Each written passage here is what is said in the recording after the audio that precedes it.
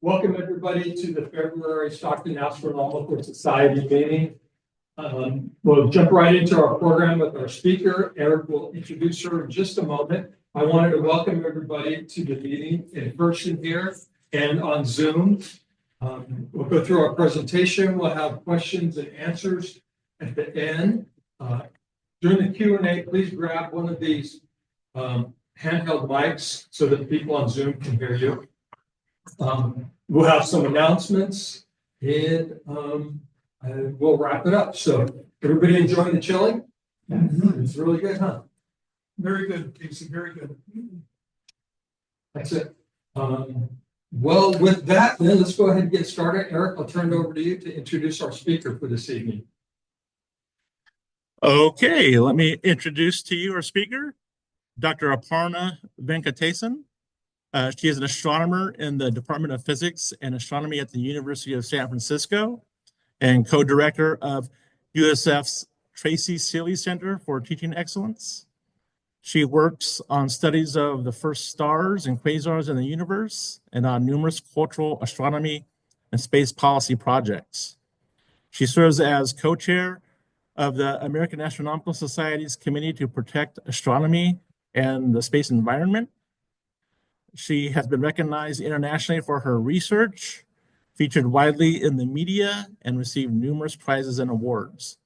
She recently coined the term noctalasia with Dr. John Barentine to express sky grief for the accelerating loss of the home environment of our shared skies.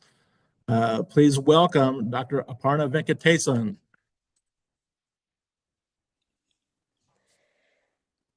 Thank you so much, everybody. So I'm going to go ahead and start my presentation here, but just let me know if whoops, sorry, my lighting just went a little weird. Let's try that again. Okay, so let me know if anything's not coming through, although we did test it right before. So I want to express my sincere gratitude to you all for the chance to be here today. Sam, thank you for your kind welcome. I love that you said respect your elders. I have the same view of things.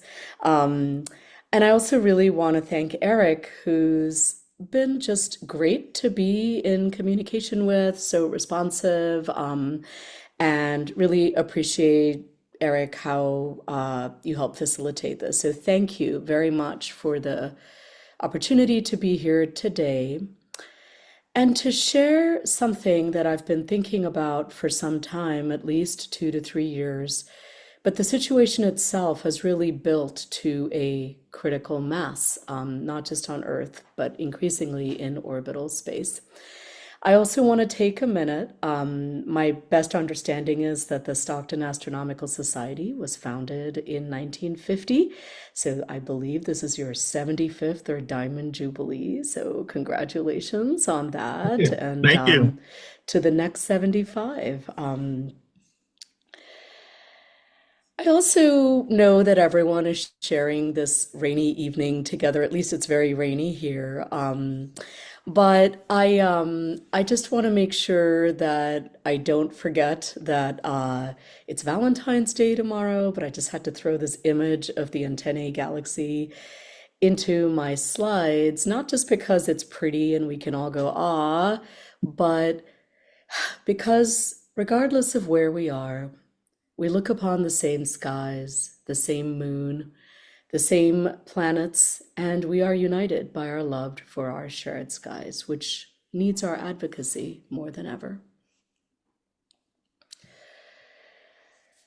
I also want to respectfully acknowledge those whose ancestral homelands I live and work on, the Ramaytush Ohlone of San Francisco and the Coast Miwok of Northern California. I want to begin by inviting us into the view that curiosity and exploration are deep qualities of our species, and really many species. it is not the purview of the current time or any particular culture that we happen to live in. Rather, it is a deeply human quality. Whether we're looking at launches of space missions, which is very exciting, I've been to a few at Cape Canaveral and other locations, or we are watching the wayfinders as they found their way. And maybe you can see here, I'm using my mouse to circle the double-hulled canoe as it went under the Golden Gate Bridge.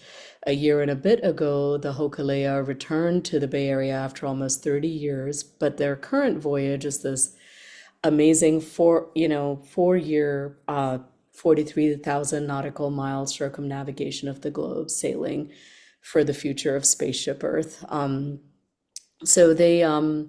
just want to share that this is a deeply human quality, that we are curious, we like to explore, we like to understand our environment and our relationship to that environment. But things are changing, and they have been for some time. Most of you know, especially if you do amateur astronomy, that ground-based light pollution, which is still our leading source of light pollution, has been increasing rapidly in recent decades. The first mention of the term light pollution in the journal Science was something like 50 years ago, and it is growing, getting a lot of attention in recent years. But now that pollution is also coming from space. And I'm going to start this part with a pretty momentous occasion, May 24th, 2019, when the first train of 60 Starlink satellites went across our skies. Everybody noticed it. It was a big deal at the time. And at the time, people were not quite sure what was happening or what we were getting into. Soon after, of course, the pandemic hit, and then after that, global war and inflation. So there's been a lot of crisis, and something that most people did not realize at the time was that the satellites kept launching. It's been pretty steady. There were temporary pauses here and there, but it's been pretty steady. But now the numbers in the skies are very high, which again, anybody who goes out to look at the skies or has an amateur astronomy night knows, because the sky is beginning to get very, very crowded with these moving pinpricks of light. Although today I won't dwell on the cultural astronomy and cultural views of the skies, I will periodically mention it. I myself trained in cosmology, and I'm used to studying ancient objects. But I will periodically in this talk honor not just the ancient objects astronomers like to study, but our timeless relationship with the skies.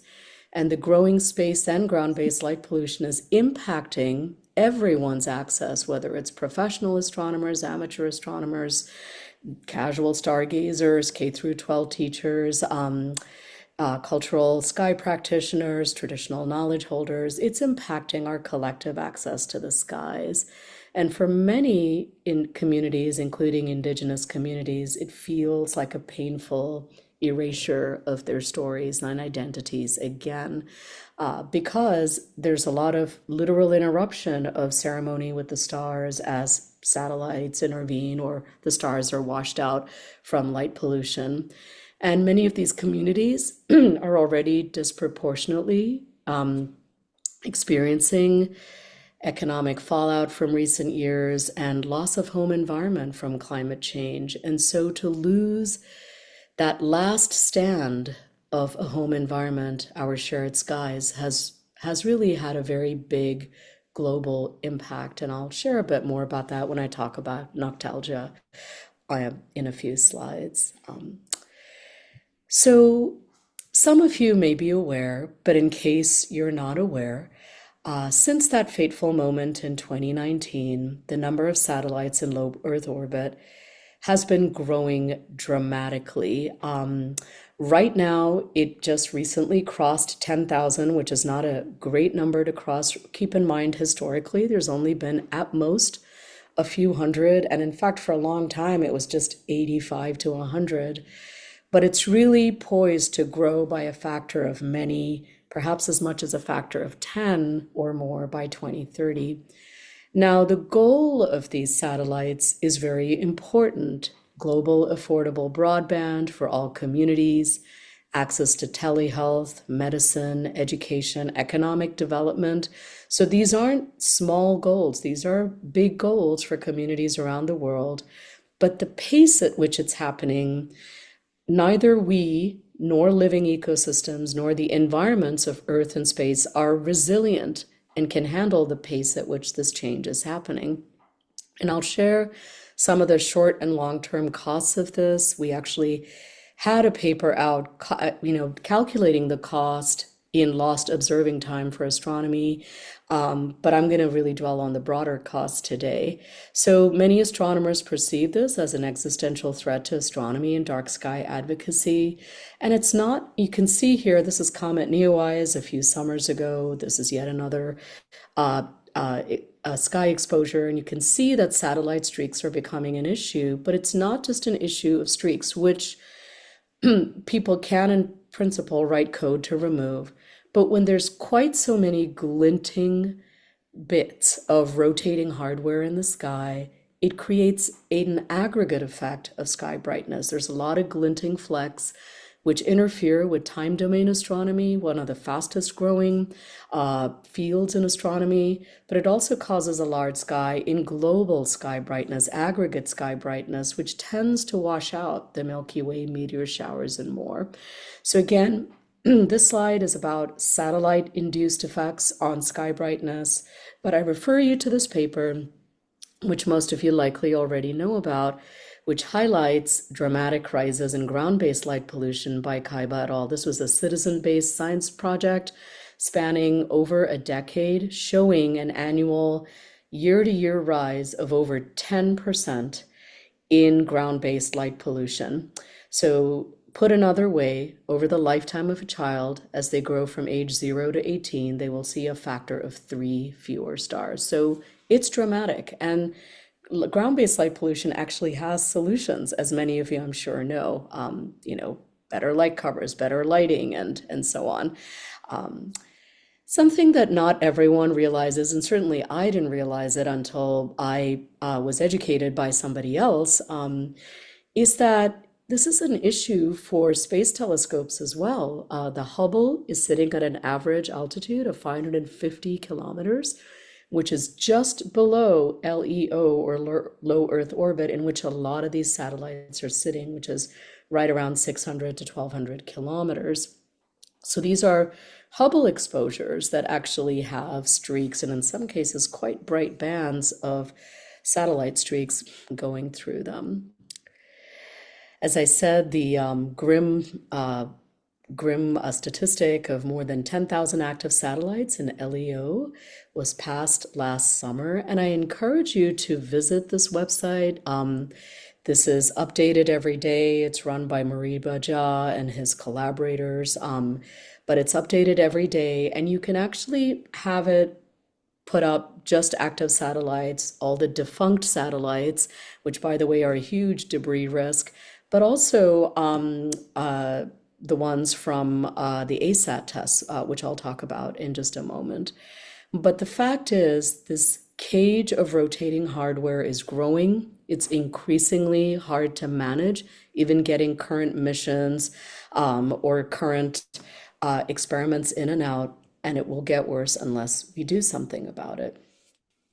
So this is a figure, the next two, from the site of Jonathan McDowell, a wonderful astrophysicist at Harvard and also my cherished colleague on AAS Compass. And just because you were all founded in 1950, I just want to point out that would be the left, the left end of the x-axis here, or so. I just can't help pointing that out just to emphasize the dramatic rise over the lifetime of the Stockton Astronomical Society. So this is the number of space objects in space. And again, this has gone up even more. This hasn't quite updated for the last year. And this figure is now already a few years old. But again, this actually broke it down into dead satellites, active satellites. And you can see the active ones were starting to exponentially climb over the pandemic years. Now, I do want to draw your attention to every time there's a weapons test or an anti-satellite test, that creates a debris field that we will be dealing with for decades, if not centuries. So all of this matters, tracking this matters, and we can only track down to so much size. But again, over the lifetime of your astronomical society, it has been a pretty dramatic rise. These brightening skies don't just impact astronomers who, of course, are increasingly concerned about their galaxy exposure being ruined and so on. Although don't mention the numbers in my slide here, this brightening of the skies is also leading to less science over time, because brighter night skies means that you need to do longer exposures, which means less science programs are funded a year, which again is not just a loss of science for that telescope, but it's a loss of actual availability of data taking capacity for our ground-based assets. So these brighter skies, other than professional astronomers, I've listed a huge range of impacted constituencies. And I'm going to pick just a couple because just reading out my slides is boring for you. I want to really highlight the impact on ecological health, not just human health. It's known the connections are now established through research for light pollution and obesity, cardiovascular health, endocrine system, sleep patterns, cancer, and more for human health, but also for animal, bird, turtle, insect migration, bat migration. But I really want to draw attention to pollinator migration. Not many of us have thought about it until recently, but many communities, even if they themselves live under dark skies, are seeing a dramatic drop in pollinators because those migrate over longer distances and they're impacted by light pollution that is more national or global, not just local dark sky communities. So just like we thought LED lighting would be so awesome and save us a lot of money, and it did, it saved us a lot of money, but the cheapness of LED lighting meant no one ever turned it off. So just like cheap LED lighting is now flooding the world, the relatively cheap cost of CubeSats and satellites, which the plus is a lot more countries get to be space actors now and look into economic development for their population. But the downside is, again, that cheap cost is flooding orbital space and it's causing a lot of impacts. And as I've already said, this cage of orbiting hardware is only increasing. It's really going to impact the entry and exit of future missions. Now, debris generation and proliferation are strong concerns as well, because the chances of collisions are rising as we populate orbital space more and more. And the more debris we generate, and there's a real worry about the Kessler scenario where you have a runaway cascade of debris generation. But even before that, these debris generating events create more orbiting flecks and rotating potato chips of light, but also some of them fall back to Earth and will eventually become a risk for loss of life on Earth. And in fact, we've already had some of that. Now, I did want to maybe delve more deeply into one cultural practice with the skies. Of course, I can't do justice at all to global cultural astronomy. Every culture has their long-standing practices with constellations, the celestial objects, the sun, and more. But I want to share what I have been so grateful to learn from a circle of Oceania wayfinders spanning many thousands of square miles across the Pacific Ocean, the Ohana Wa, which is a circle of wayfinders. What they shared with me, and they've been noticing these moving pinpricks of light for years, is that, of course, satellites, the way they're launched, the trains that are launched, they tend to be quite visible low in the sky at dawn or dusk. Later in the night, they're up all night in the circumpolar sky. Now, remember that these moving pinpricks of light cannot be back corrected with software like with a telescope when it's real-time observations, as a lot of cultural sky traditions are. So for the wayfinders, horizon marker stars and circumpolar marker constellations are key to know where they are. With the wayfinding, looking at constellations at dawn and dusk, low in the sky, also later in the night, higher up in the sky is key, and it has become harder to do. So again, this is something that's impacting an ongoing cultural sky tradition. But again, this is one of many stories. I work with a number of tribes in the Americas and Mesoamerica, as well as around the world, and I've been here just hearing and documenting a lot of their experience with our increasingly crowded skies. I want to pivot a little bit and take a broader policy, but also a broader view of how this is all unfolding in the regulatory, or should I say lack of regulatory landscape. We have had safeguards in place really in the post-World War II landscape, and particularly from the 1960s onwards. And the journey to get to the Outer Space Treaty is a job for a wonderful astronomy historian, which I will leave to other people. But the Outer Space Treaty is the best protections we have for space to date. But what the OST did not anticipate, and what's really impacting astronomers are the following. The sheer scale and pace, hundreds and hundreds of satellites every few months, the scale and pace of what's being launched, that we don't yet have a regulatory home for the huge number of issues, right? Space traffic management, space situational awareness, tracking the debris, the light pollution, who's in charge of environmental assessment, who's tracking where the licensing agreements are.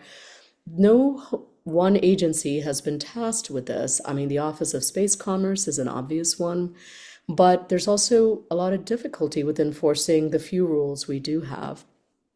Of course, as a child who grew up many decades ago in the previous millennium, to me, it's been sad and startling to see the threat of rogue actors and nuclear threats in space return, which has increasingly become an issue.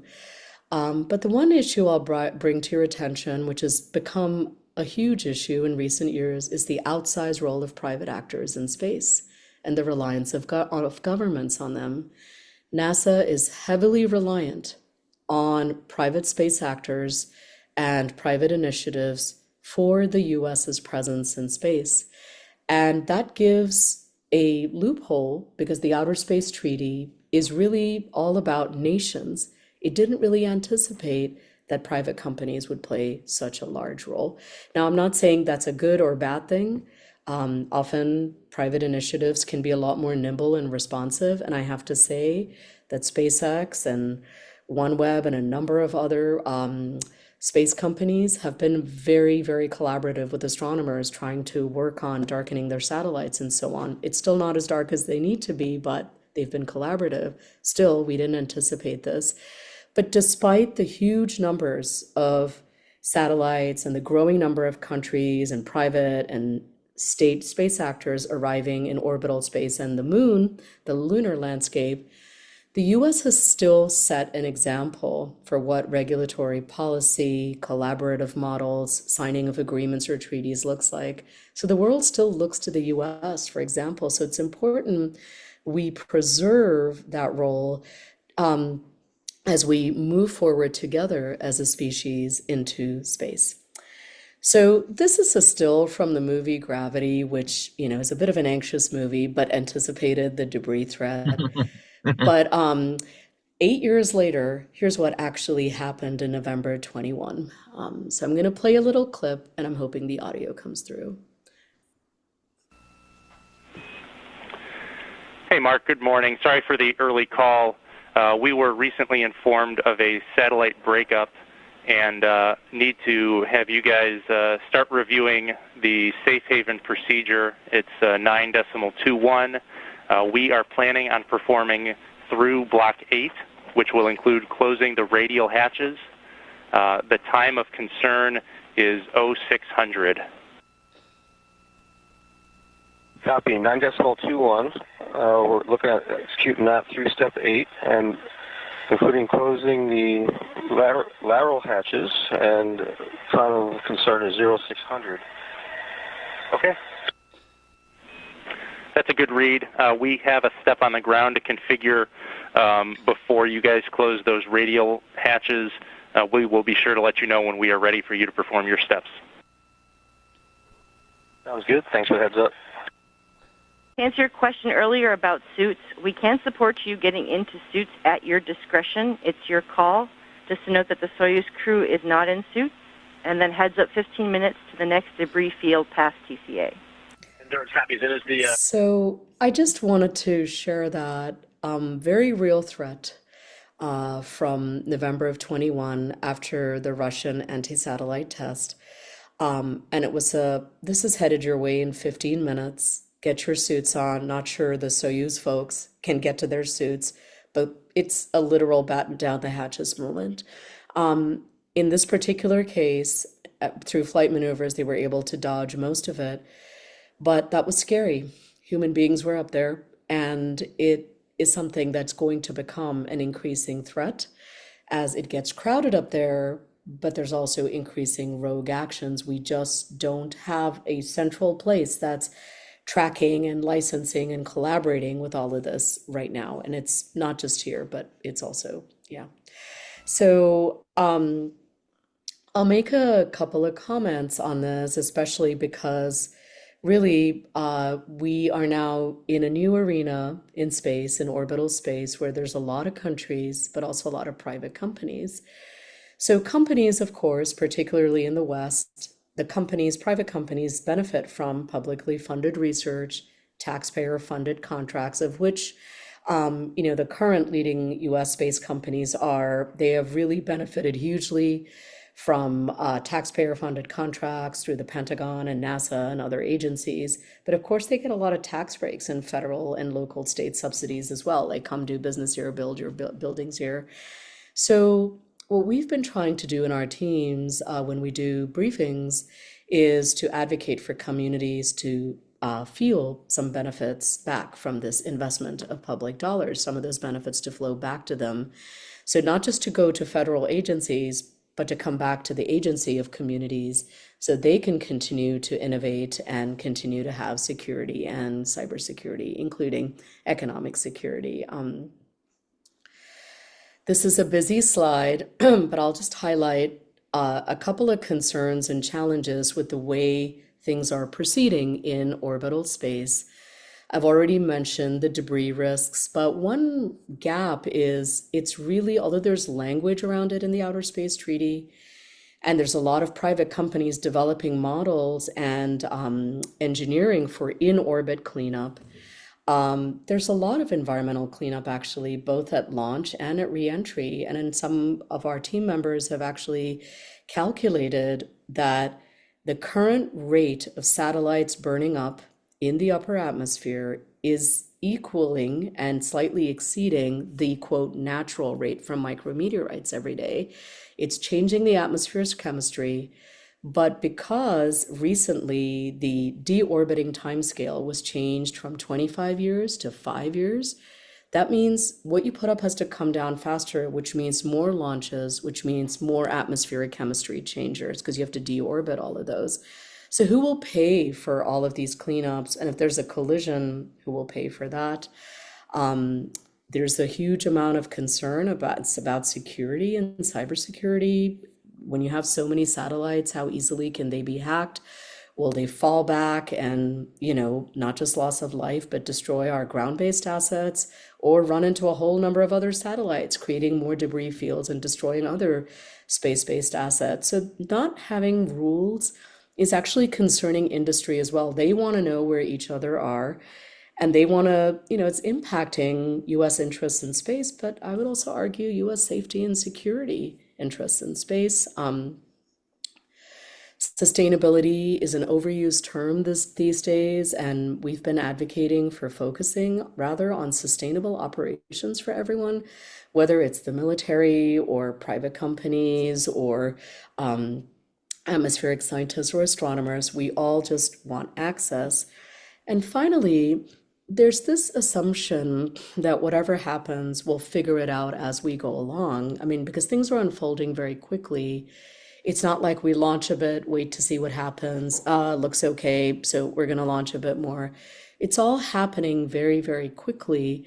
And it's not clear at all that either living ecosystems or global systems are that resilient to sudden changes. In fact, I would say the last 5 years have revealed that global systems are far more impacted by one-off events and far less resilient to sudden shocks or change than we realize. So the pandemic, of course, and the strain it put on the healthcare system is a sad example of that. But even one-off events like that tanker ship that got stuck, the Ever Given in the Suez Canal, I mean, that had a ripple effect around the globe. It was rescued by a high tide during a supermoon, which lifted the waters enough that it was able to be dislodged. But of course, we see it with accelerating climate change effects as well. And every single time, our systems have not been able to respond to a big shock.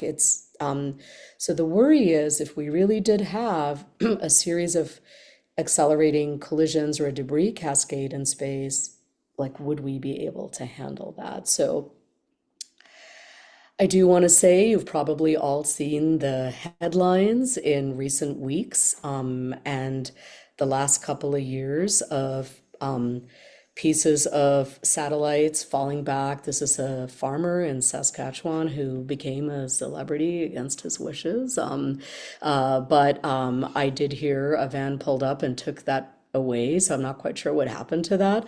But this actually crashed through a home in the southeast. This is again a still from Mariba Jah's site. This is the April 23 Starship launch near Boca Chica, which rained an enormous cloud of dust and debris around fragile wildlife habitat, as well as a number of towns around there. And this is from last month, another Starship launch. And you might have seen the headlines where it blew up and then there was all this raining debris that impacted flight paths. They had to kind of ground a number of flights in the southeast. So again, without really managing or being aware of the risk. I mean, spaceflight's going to have risk. I used to work in planetary astronomy, and the sad fact is to get to space, things will blow up along the way as we keep, firming up and learning for the engineering, but it's just become so frequent and so numerous and so literally impactful. It's something that we really need to start collaborating on and factoring in. And in the end, the US systems tend to respond to litigation more than public astronomy lectures on rainy evenings.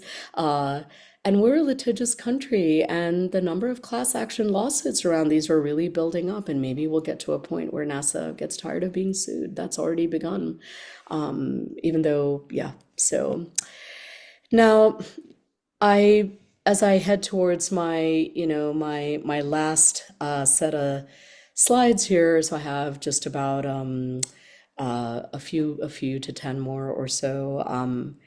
I do want to plant a seed with you. This isn't all just unfolding in orbital space. Cislunar initiatives, meaning there's a defined space around the moon that's called cislunar space. Cislunar initiatives have begun to really take off as well. Now 5 countries have landed on the moon. There's a rush to get to the lunar South Pole, which everyone believes has frozen water ice, which will be very important to lay claim to if you're one of the first people there. Although there's some loose accords regarding how people will collaborate through the Outer Space Treaty and the Artemis Accords, in the end, the goal for countries that arrive later is to not impinge on current undergoing operations that other countries have already set up. So you don't kind of impinge on that. So people are trying to get there first. So there's a lot of talk of the $2 trillion space economy through space mining and lunar regolith drilling. But I want to say, again, taking the long view, that the moon has value beyond what we do with it, has enormous cultural significance for many cultures. So this is a Maori sculpture in New Zealand. This is in Chaco Canyon in northwest New Mexico. This is the Imaloa Astronomy Center on the Big Island of Hawaii. But for many cultures, the moon is a sacred relative, a sacred ancestor. And I don't know if any of you knew this already, but we are not just being orbited by lots and lots of hardware. We are being orbited by the dead. The export of ashes to space has been going on for over 26 years. And in fact, exporting ashes to the moon has been ongoing. And the last time it came up was a little over a year ago when the Celestis mission was carrying 70 cremated remains or cremains. They were almost all human, one pet, I believe.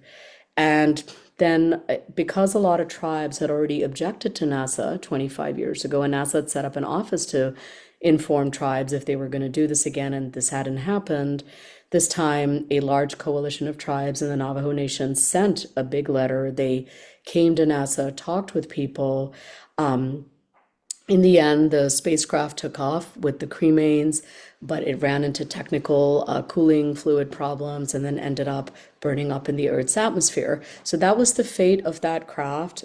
But this issue remains one that if we are going to try to respect cultural worldviews, exporting so many cremains to orbital space, which is happening with a lot of daily launches. They're carrying up dozens, sometimes hundreds of cremated remains, but we're also starting to send them to other worlds, and that's becoming an issue with many cultural beliefs around the world, which don't believe we should look upon the dead. So I'll conclude with a few broader thoughts, and kudos to my friends and collaborators, James and Deanna, for this slide. I want to invite all of us, because this is going to take collaboration across communities and countries. Unbelievably, the night sky and space are not considered legally or policy-wise an environment. You know, sure, people think about them as part of the human environment if we go there, but environmental laws stop a certain amount of kilometers above the surface of the Earth. So to begin to see the night sky as an environment, to see darkness as an environment and artificial light as a pollutant, much like we began to see water as an environment worth preserving, and so any contaminants there were seen as a pollutant that needed regulating, but to also invite the longer view to consider all phases of satellites, not just while they're up there, but launch and deorbiting as well, because environmental impacts exist in the full life cycle of satellites. Just like when we get an electric vehicle or EV battery, we need to consider the whole life cycle of what it takes to make that battery, the mining impacts, the transport impacts, and also the chargers, right? The charging impacts. So what is the real environmental energy impacts for all phases of satellites is something many of us are working on. And I think as we live through this era of losing environments, as I said, many, many, many human beings are losing their homes. They're losing what they knew as their homelands to fires, floods, rising ocean levels, which is taking away coastlines and submerging entire island chains. Many look to the skies as a last stand of calendaring the ways we once told time by when the rains arrive, by when the hot season arrives, when the birds migrate, when the pollinators arrive, or when the fish come through our river are changing because our ecosystems are changing in response to all the stressors of climate change. But the skies once our last stand of calendaring, but also our ways of not just telling time, but being one of our inalienable home environments. That is now at risk. And my collaborator, John Barentine, and I wrote a one-pager that we submitted as an e-letter to a light pollution issue of the journal Science. And that one-pager has had quite a journey in the last year and a half. People have responded hugely to the concept of noctalgia, which is a Latin Greek portmanteau joint, like it's a new joint word, literally meaning sky grief. But algia, the Greek word, expresses the loss of home environment. So the loss of home environment of our skies. But we have been floored by how many artists around the world are creating around noctalgia. People have written entire albums. It's easily found. And people are writing stories, teenagers are writing apps around it. And interestingly, there's even a dark lager named Noctalgia now. And it has a cute tagline of just, enjoy this dark beer under the dark skies you deserve with a loved one, which is funny, but also just, and this is less about us and just more about people really care about the skies right now. They're paying attention.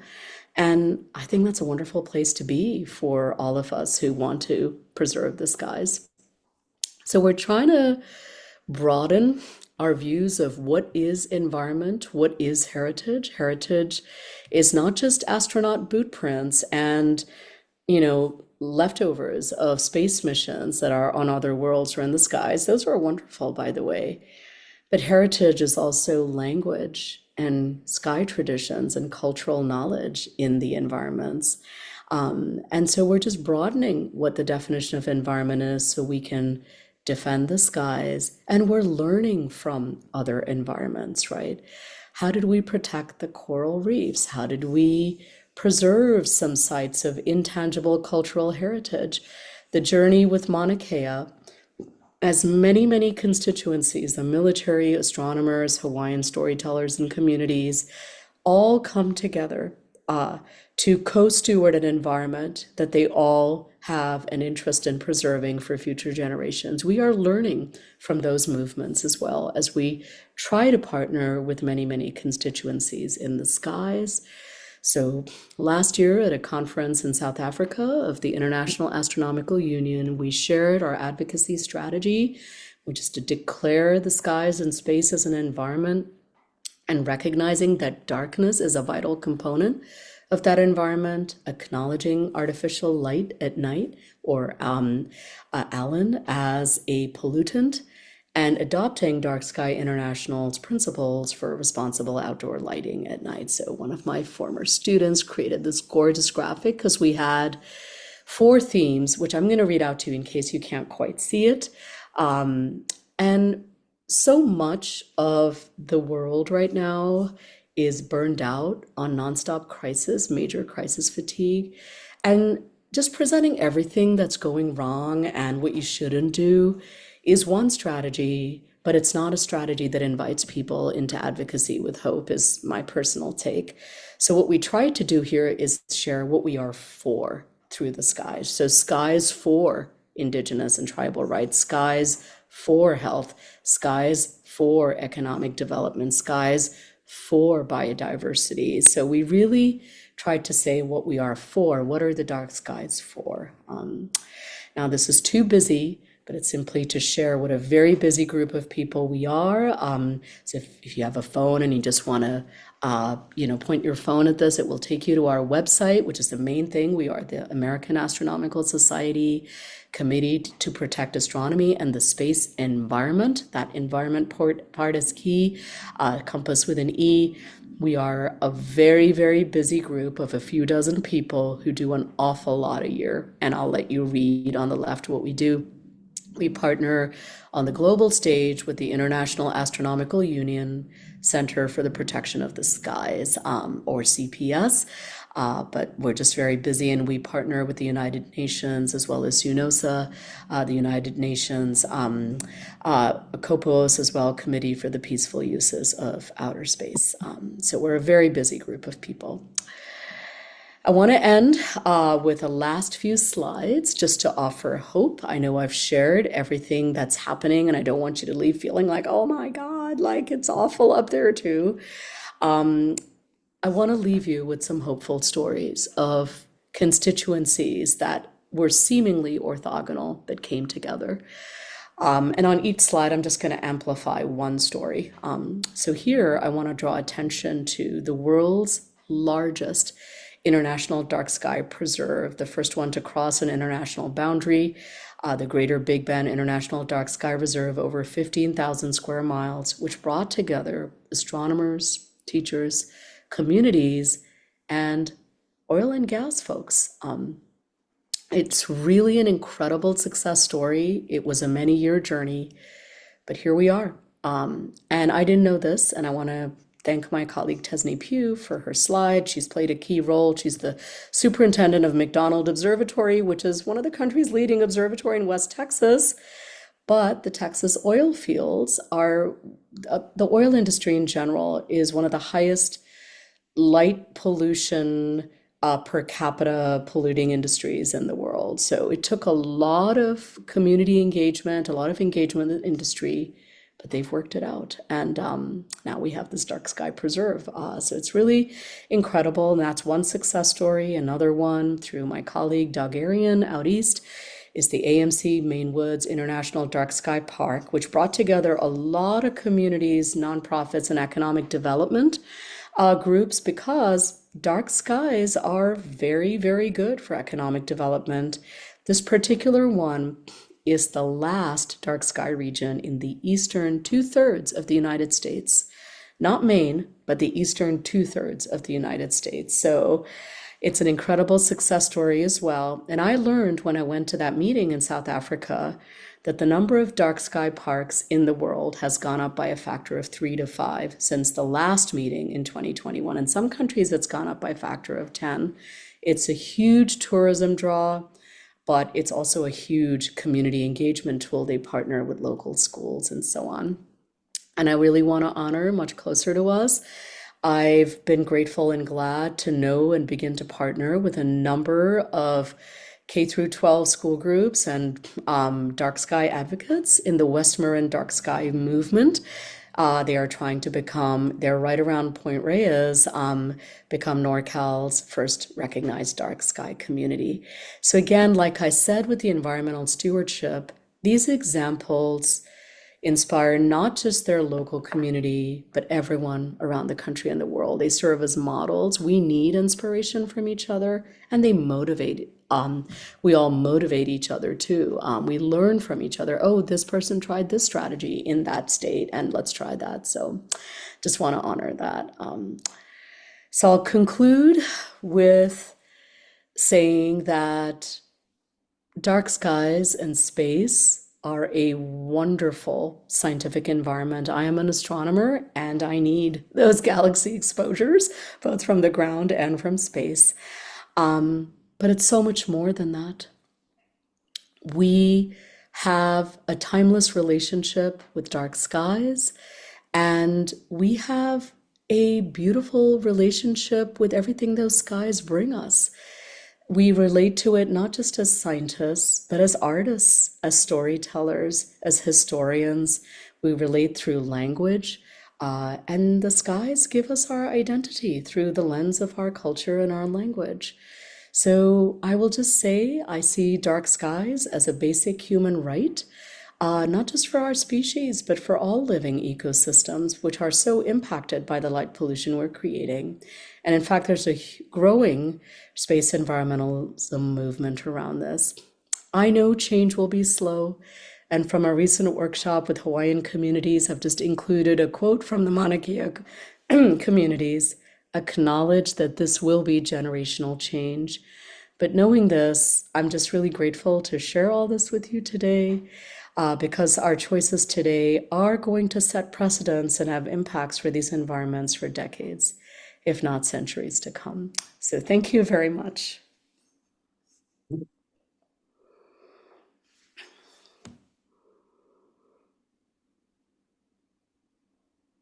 Thank you very much. That was a wonderful presentation. I'm sure there's some questions or comments. Somebody, grab the handheld. Anybody? I'll turn off my slide, but if anyone wanted me to bring them back up, I can. Yeah. If they had a question. You mentioned the deorbiting cycle of 5 years. Is that a regulatory agreement that people have to follow? And does that mean that all the satellites that we're launching now will drop within 5 and we'll go through this continual replacement? Yeah, that's a great question. So the standard when we didn't have so many satellites was 25 years. And a couple of years ago, the FCC, responding to a lot of feedback from impacted constituencies, including astronomers, made that 5 years. But then it got a lot of pushback from other agencies or other groups because they felt it was not the purview of the FCC to be setting these changes. But for now, for the US, that is 5 years is the time scale. So yes, it is something that is going to need to be met. I have to say though, just right now, we're living through, this year through a lot of overturning of current agreements and what our best understanding is. So I don't quite know what will happen from here on, but for now, that is the standard, and that came up something like 2.5 years ago. I could, drop that link from the FCC into the chat, and then that way your group will have it. But this was from fall of 22. But there's definitely been some pushback on that. But I do really think we've been in this mode of having more regulation and oversight, and the enforcement of the rules is a challenge, but we've been pushing for some time for tougher rules around debris mitigation and managing space debris. But at this stage, given what's unfolding at federal agencies, I'm not sure, because the FCC and FAA have had already had a lot of, interactions with the current federal government. So I'm just going to drop what the FCC announced and moved to. I've dropped that into chat, so what the last bit of regulation on this. But if only things were centralized a little bit, like for some time, many of us have thought the Office of Space Commerce was an obvious one to hold all of these issues. How do we license satellites? How do we track space debris? How do we deal with space traffic management? But that hasn't happened yet. But. Thank you for that. And I just got to share, you don't need to bring it up again, but early in your slide deck, you had the one slide that showed the quantity of debris, and it was striking to me because I never connected the amount of debris associated with military technologies to take out satellites. And just that, it seems like that's actually a remarkable problem that will take generations for us to figure out how to resolve and solve. But thank you very much. Yeah, and I wanted to know, of course, and give me a minute, because I think I'll just go ahead. About a year ago, the Supreme Court ruling on the Loper Bright Enterprises versus Raimondo, it struck down the Chevron deference principle, but that actually has a potential impact on this FCC new 5-year rule. So I'm dropping that link in as well, because it gives less latitude to federal agencies to do the interpretation. But let me now bring up the Wayfinder, because I wanted to show you. Yeah, it's startling, but I wanted to show you what that looked like so you knew. And it's just loading here. It'll take a little while, but you can actually track, as of now. And now I'm going to screen share again. Yeah, it's really startling. And on the one hand, I'm grateful somebody's tracking it, but on the other hand, it's really quite concerning. So let's look at the objects list. So let me just look at, okay, so this is all the Starlink satellites. So you can see, I mean, they've really gone up quite a bit even from last summer, but that's Starlink. We can now go to, and I'm hoping everyone's seeing this. This is that Yep. Russian ASAT test. Thank you for confirming that. But you can actually track where that is right now. It shows that to you. But there's actually a few clumps that you'll see if we stay on this long enough. But you can see where here's a couple of clumps coming around the corner. But there are a few clumps that tend to arrive in waves. And then I'm going to show you maybe one more. This is just the junk. I love that title, but you can see that's all the debris that's already been created.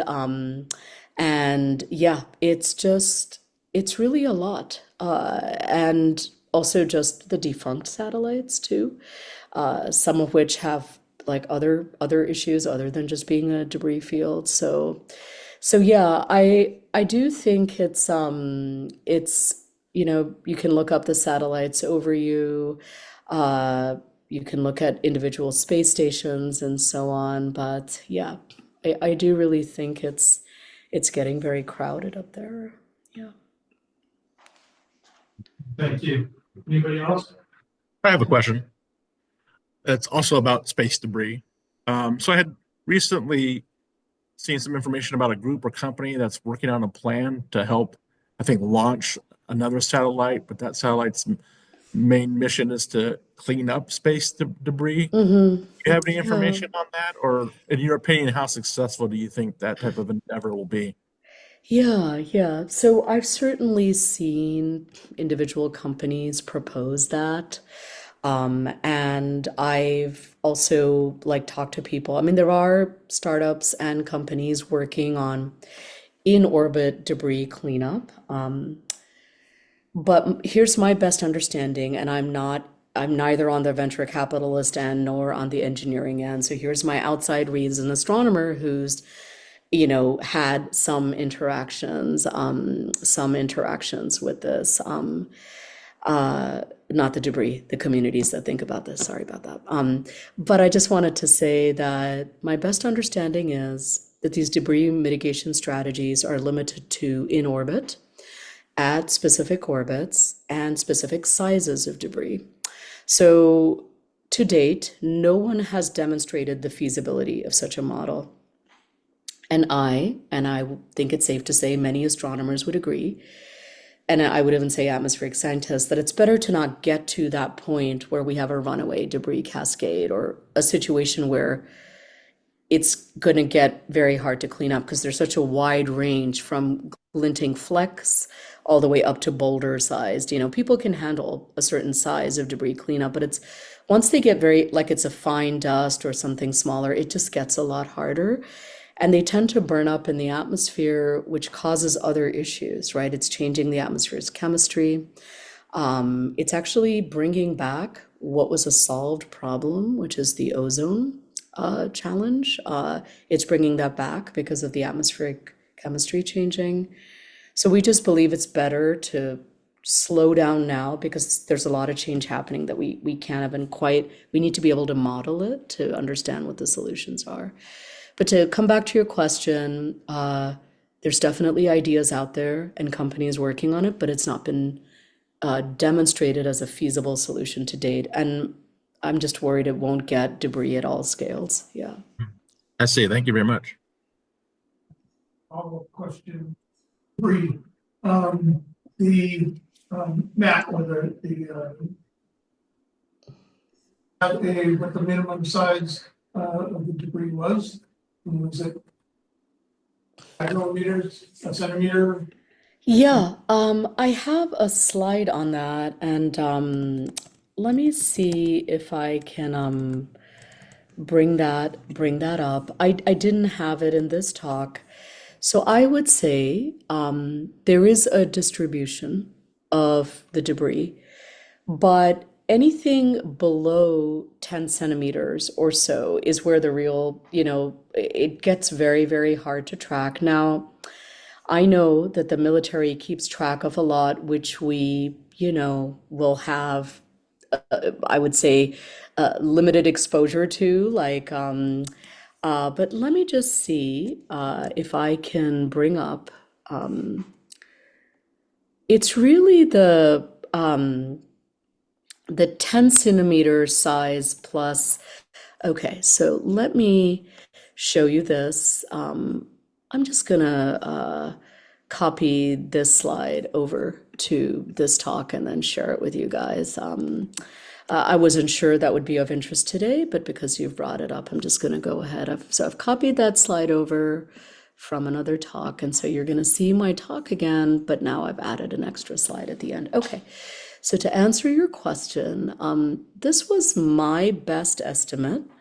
But you can go to this site. It does track it, and you can tell it, what am I tracking? So I don't know if everyone can see this. I've just picked LEO because that is what I was interested in. But you can pick the altitude, right? Of course, all the action these days, given the population, is in LEO, low Earth orbit, but you can go to the site. But my best estimate, as of, I would say, 8 or 9 months ago, was 300,000 objects larger than a centimeter, but I call this a hidden spaceberg of objects because actually I think the 1 centimeter or 10 centimeter and below are actually the real concerns. And so what we're looking at here is we have had, as astronomers, had to work backwards. We don't really know what the population of debris objects is. We think the U.S. Space Command has shared with us that it's about 18,000 objects above 10 centimeters in LEO. But we try to work backwards and say, well, these are the ones we know about. There's all the big ones we don't know about. And then there's all the little ones, which are just impossible to detect from here. So we work backwards by looking at collision avoidance maneuvers, like how often did SpaceX or all these other satellites, or how often did the space station have to do collision avoidance maneuvers? And that's some of this data, right?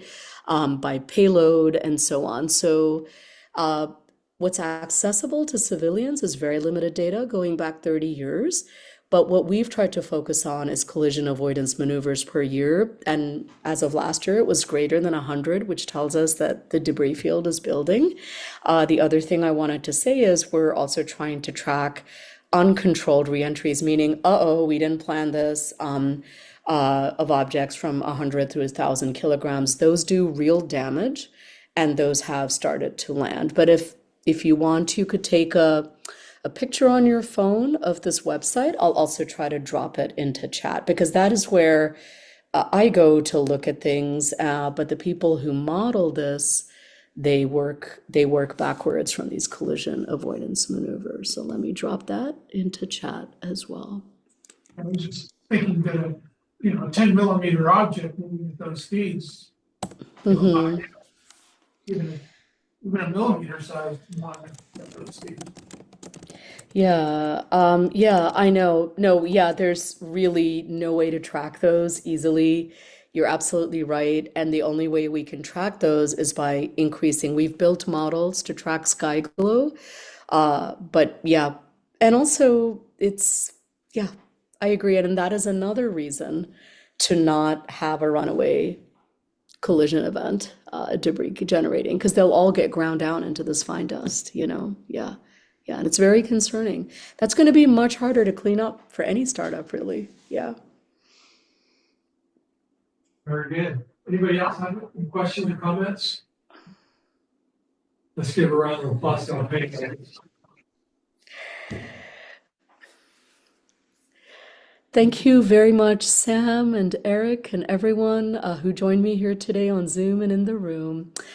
I wish everyone a really great long weekend ahead, and I'll sign off here in a moment. I know, or at least what Eric told me, is that this is the part of the program where y'all conduct your, Astronomy Society business. But thank you again for the, yeah, Thank you very much. Thank you. yeah. Thank you very much. Take care, everybody. Yeah, bye-bye.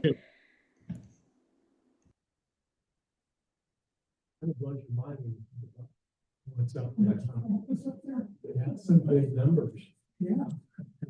And I know that we, going out to our star parties, we're always complaining about satellites and the light pollution. I mean, she's got a lot of good points that she's making here beyond what we've just observed. So I'll tell you what really struck me. I was thinking, okay, I remember as a kid, my dad was a heavy smoker.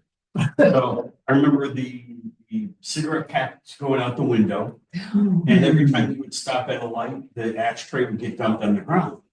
And it took us decades to get to the point where we're thinking about that here now. Yeah, we haven't started a thought process yet on, because even the industry I was in that I just retired from was computer data centers. And one of our biggest challenges is we knew how to build up a data center, we didn't know how to shut them down. And when you start shutting down data centers, you have all this equipment that you then have to disposition. And governments are just now getting involved in the thought process around, wait a minute, don't take your garbage and ship it into my country. So we're just starting that conversation now. And the real It's good time to retire. Yeah, right. not my fault. Yeah. Yeah, you're it. Yep. And, I didn't really know that the meeting or the presentation was in this manner or this topic, but in the newsletter, you saw right, fictitiously got to Mars in the year 2050. Looking back on Earth, it was just this cloud of satellites. Well, I mean, I didn't have to imagine that. She's predicting that. It's there now. And then kind of humorously, I speculated, well, the Stockton Astronomical Society, in order to overcome all these satellites and all this light pollution, we had to launch our own space telescope. Right? So that might be in our future. Or maybe we'd be just contributing to the problem that more satellites and space.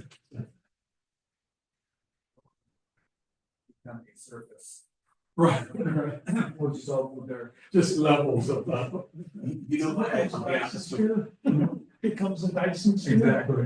What really strikes me is this won't get attention until we lose some astronauts. Yep, because of exactly. collision. That's what what I think was thinking when I was talking about.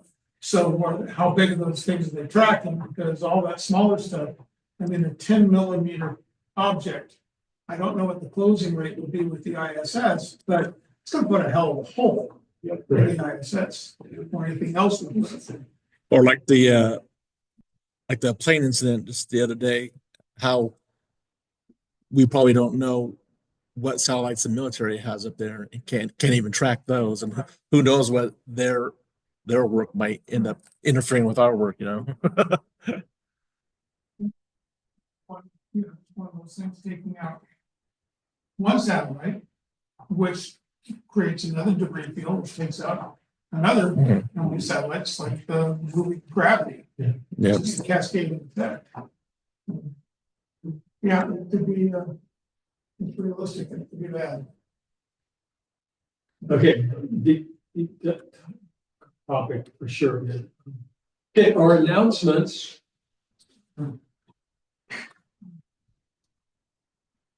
Eric's having a good time on the screen tonight. We've got our normal dates. Grab these off the calendar. Coming up, February 22nd, Highway 4. And on that same Saturday, earlier in the day, is the Lodi High School. Anybody know if they're going? Eric, I know Eric, you're Yeah. not going. Oh, I said that he has it on his calendar. That, and I thought I had to get it down, okay. It's rich. Okay. Casey, can you bring your pop-up tent? Oh, yeah. Because I'm not sure, I mean, it was Bill's, Yeah, we haven't had one in the past from the organization themselves, so that's been Bill. Yeah. Casey, first. Okay. You've got the banners. Yep. I'm doing it. So on coordination, but Pat, Casey, call that directly because I'm gonna skip out. Okay. What? I know. And you might think about printing up some more flyers and striking sparks. You have the artwork, yeah. Got the radio, sure. So send me the I'll do that. thing so I can do that rather than a copy of existing copy. And I will go pick up another 100 of those. Very good. Then coming up, March 1st, a high altitude star party. And the weather might finally starting to clear up enough. We can get up to the mountain fort maybe. And then you all saw in the newsletter, March 4th, we've been invited to attend a free lecture at UC Davis. It's in the evening. Look in the newsletter. I also have another slide there for some more information on that. So that's coming up March 4th. Astronomy Park on March 8th. So get there early because this is our best shot at seeing Mercury. Mercury's at its highest GEE, greatest elongation east, on March 8th. Oh, it's the furthest away from the sun, so Angle wise, it sets further. yeah, I mean, there is one that's a little further, but it's so low on the horizon that basically negates itself. So March 8th will be basically our one shot to get Mercury in the evening this year. Good. Our best shot this year. Are we scheduled to be at Delta on the 7th? Yeah, I assume so. I would I'll double check again with Oh, I missed that on the announcements, and so we'll put out a notice. I'll send out and then this one just is today. I'm waiting for a confirmation, but March 10th, I kind of got to do a school star party for Wickland. That's Rebecca's alma mater and Mountain House. And so they've been trying back and forth to find this March 10th. You're going to need to bring a polarizing filter because it's about 3 days before full. It's 90, the moon will be at 90% illumination. But we'll still have Mars and Jupiter up. So bring sunscreen. yeah, That's good. and a hat. Okay, very good. Okay, March 13th, obviously, we're back here for our meeting. Our presenter is a NASA Solar System ambassador and presenting on their public outreach programs. So that should be interesting. Also on March 13th, we've scheduled for your viewing pleasure a lunar eclipse that same evening. Yeah, Jeff's got a lot of good information. In fact, at that meeting, we're going to be playing a video telling us about it, but it's later in the evening, like around midnight or so. I put 10 p.m. to 2 a.m. there. So Midnight is dead center. pardon me? 11:59 p.m. is dead center. Is it right? It's almost straight at Right, midnight. so yeah, it starts at 10, but Okay. So we'll all actually it really starts at 11, what you get to see. I think it'll be about 30 to 35 degrees in altitude. So just FYI.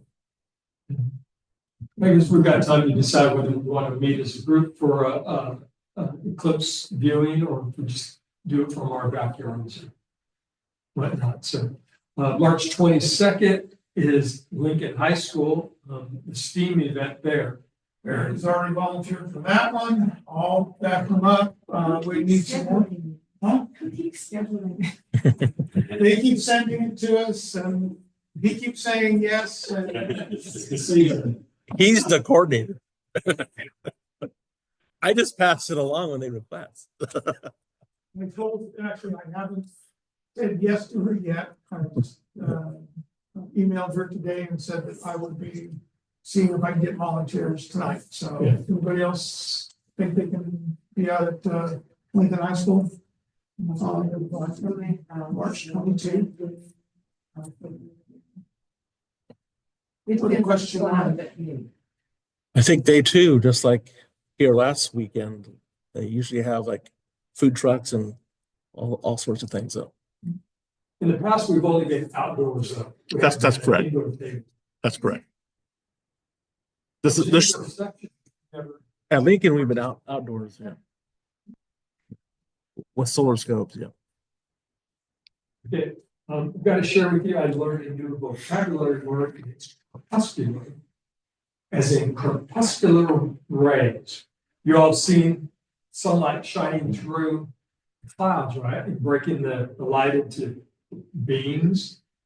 Okay, these are crepuscular rays. The root word crepuscular is from Latin meaning twilight. Okay, so it's an adjective. You could also refer to like an animal that's crepuscular for activities or in the evening or at dawn. So you should have known that as a birder, because there's some owls are crepuscular. Is that right? Yeah. Okay. I guess there's I guess astronomers are kind of crepuscular too. Okay, next slide. Just a few more announcements. Yes. The dues are now due. In fact, they're overdue. If you haven't paid your dues, please see Jerry or the back of the newsletter. We've got more t-shirts here if you haven't already picked up one or still want to purchase one. And put it on your calendar, May 3rd is Striking Sparks, potluck, astronomy in the park, big day at Oak Grove Park, May 3rd. And then, yes, Jerry, this is the February 4th APOD, and these are anti-crepuscular rays. So the crepuscular rays would come from sunlight at dawn or dusk, right? So those same rays can go across the sky, across the sphere of the sky, and project themselves as they are like they're converging on the opposite side of the sunset. They're all going in a straight line. It's just that from our point of view, it looks like they come from a point and end at a point. And so, yeah, that's the ending over there. That's what probably. Yeah, so kind of like looking down railroad tracks, that optical illusion of convergence. This photo happened to also catch a rainbow in the sky at the same time. So pretty cool. Now that it's rainy and wet, we've got a nice beach in Spain here to look at and see. There's a nice bow coming in today on the way to 99. Is that right? Yeah. Yeah. I've never So- seen the so what's the- anti-crepuscular. How does it happen? Yeah. Did you- What are the mechanics? Tell us, man. I thought I did read up the word. You can just work, I explained it all this. I mean, Jerry, it's, you know, when the sun is low, and if you come in sometimes below the clouds, speed of clouds, it's just the cloud filtering. I know, it can be caused by water droplets, and basically what it is, it's a play of light and shadow. Okay, is all it is, and it's the shadows, you know, the light rays or whatever are where the light had a free path through, and the shadow areas, the darker areas, are just where the light hit water. It talks about salts in the air, just anything in the air that basically stops enough of the light to make a more shadowed area. Darker area. And so that's all it is. It's a play of light and shadow. I see. Okay. So It's kind of amazing that it goes all the way across the sky to the other horizon, well, 180 degrees from sunset. The race themselves. right. True. So, yeah. But, yeah, you need crap in the air to, All the skies have crap in here. yeah. If you got a nice clean sky, you don't get crepuscular. Has anybody ever seen the anti-crepuscular? I haven't. No, So, I've seen the crepuscular. thanks for sharing, Doug. So we've kind of had a busy couple of months with public outreach. So Yeah. I wanted to recognize all the different volunteers that have gone out. And so starting in the lower left-hand corner, Doug's holding court at Oak Grove as he usually does. Break the eggs at the telescope. He's got his back to us, but Doug, you did a great write-up in the newsletter about how he went out and with the striking spark scope and was demonstrating right away, showing people the night sky. So, and then the next photo up to the right is of Pat. I just love this photo because Pat looks like he's having a good time with this elementary school class that he's teaching some basic astronomy stuff too. So he's got the photo of the Earth. What were you talking about, Pat? Couldn't tell you. Probably the Earth.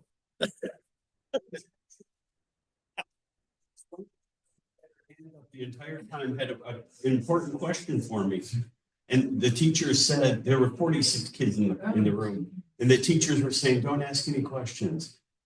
When I finally finished, I leaned over and I said to the little girl, what was your question? She said, where do you live? Okay, wait a minute. That's not. Yeah. My grandson asked we were out for a run with a runner that he had just met, and she was really tiny. So he said, "Do you live in a house?"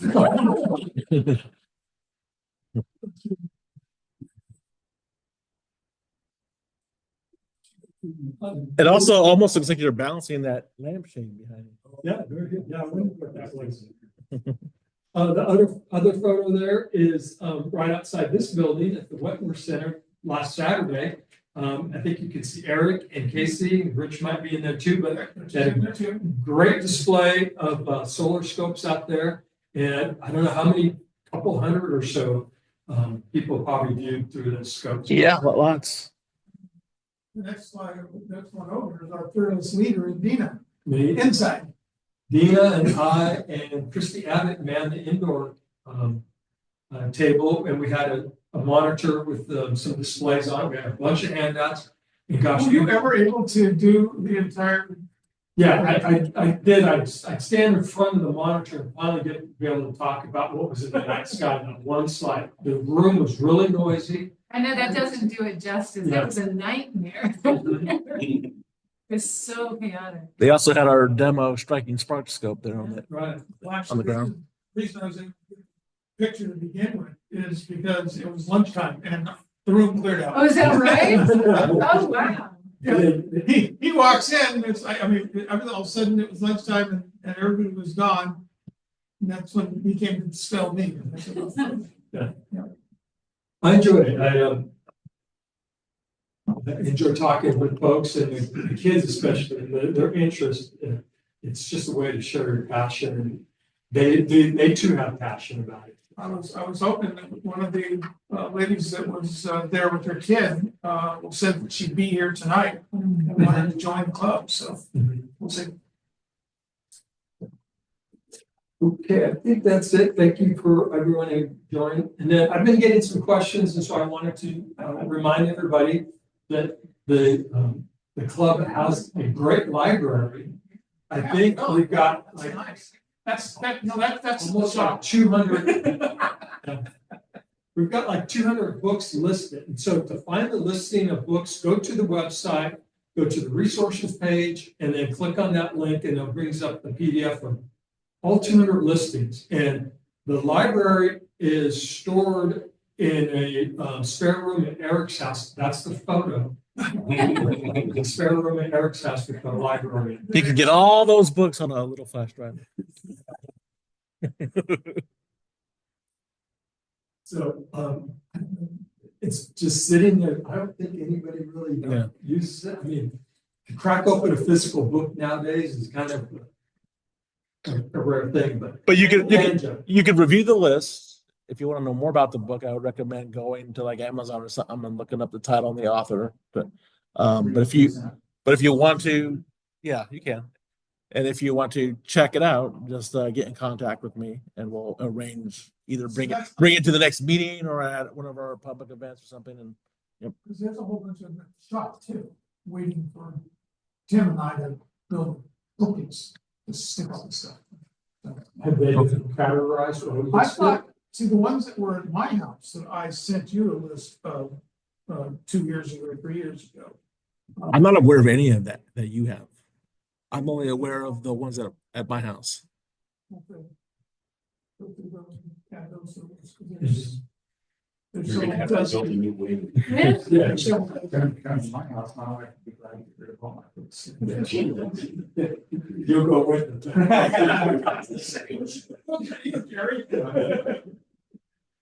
It's actually the library of Johns Hopkins University. Quite the place. I guess they even rent the place out for weddings. Because it's so beautiful. Famous statue. Yeah. Okay, next slide, please. This is the lecture that we were invited to from the Stockton Club to attend at the UC Davis coming up on March 4th.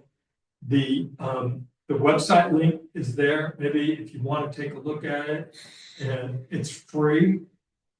Take a picture of this or get in touch with me, and I'll send you that email link. It's an Eventbrite registration.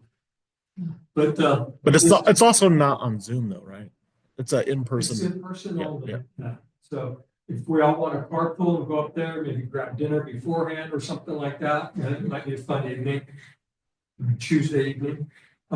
He's talking about the latest research in the history of the expansion of the universe, the refinement of the Hubble constant, and I guess some new data that shows how they've been readjust the constant or discuss the changing expansion of the universe. How it's not so constant. That's right, very constant. So, yeah. So get in touch with me. I already registered. And then had a couple of folks tonight working on the crossword puzzle. If you've completed your puzzle, here's the solution. I don't know if anybody on Zoom needed the solution also. Omar, did you do the crossword? It was too tough. Okay. Well, a few of them in here too. But if you completed it, not necessarily got them all correct, okay, come grab a sticker. That's your reward, your prize. And did you guys enjoy doing that? Yeah, it was fun. Maybe in the future get the different authors or people to name volunteers to come up with their own crossword or something fun to put in the newsletter. I think that brings us to the end of our announcements, and it's right at 8 o'clock, so we're right on time. Any other comments, questions, discussions before we adjourn? Did you want to do the occultation? Let me bring that up again here real quick. Eric's going to play the videos that Jeff shot of the Mars occultation from Highway 4 on January 13th. Mike and I and Jeff, Casey and Rich. Who else was there? I think that's it.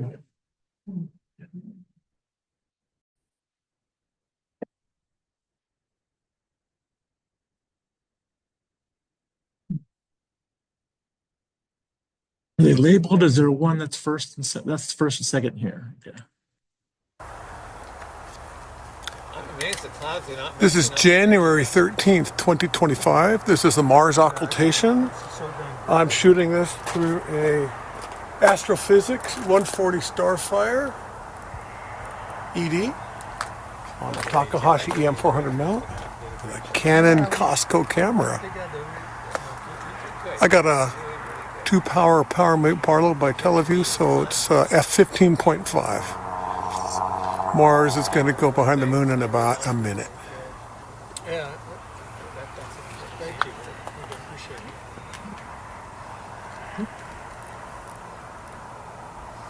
I wish we could have it like. We are looking through cirrus clouds, but still able to image. It's just about ready to hit. You ought to look at it too. Yeah. You're within the diameter of the planet. Oh, there goes. All right, we're about there. Everybody see it starting to disappear? Yes.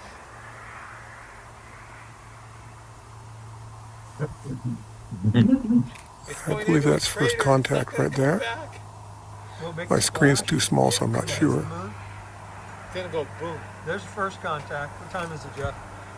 Oh, I don't know. I think it's, I don't know. I'm not looking at the clock. And second contact is right about about there. Second contact right Yeah. there. Pretty close.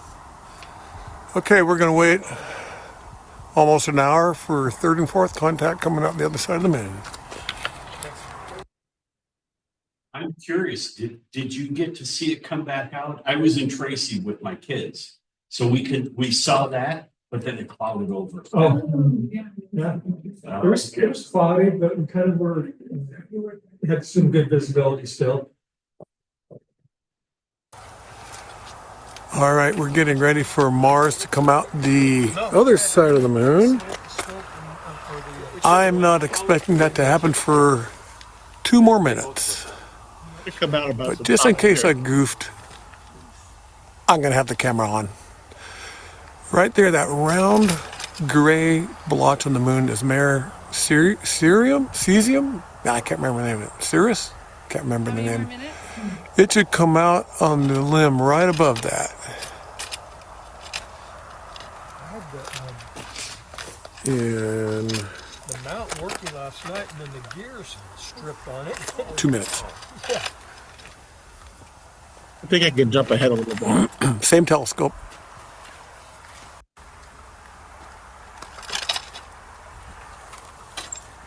Anytime you want to use this scope instead, you can get it. Yeah.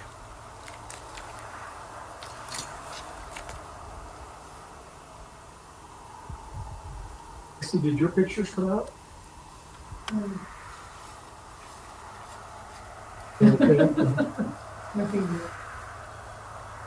I think I can see it coming out.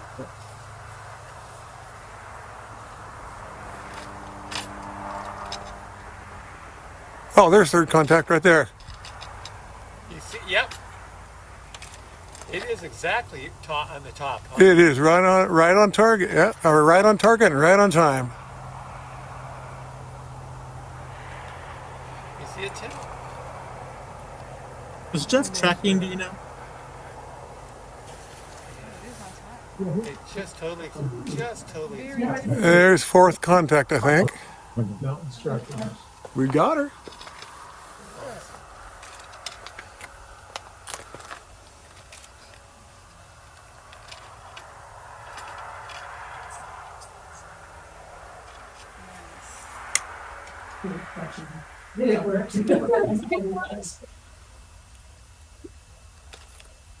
All right, I'm going to terminate the video.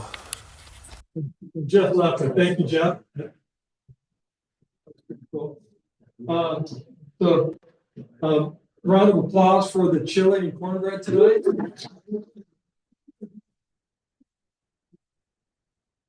Casey, Rich, and Eric, thanks for all your work on the. You're welcome. The meeting tonight. There's nothing else. Let's go ahead and adjourn.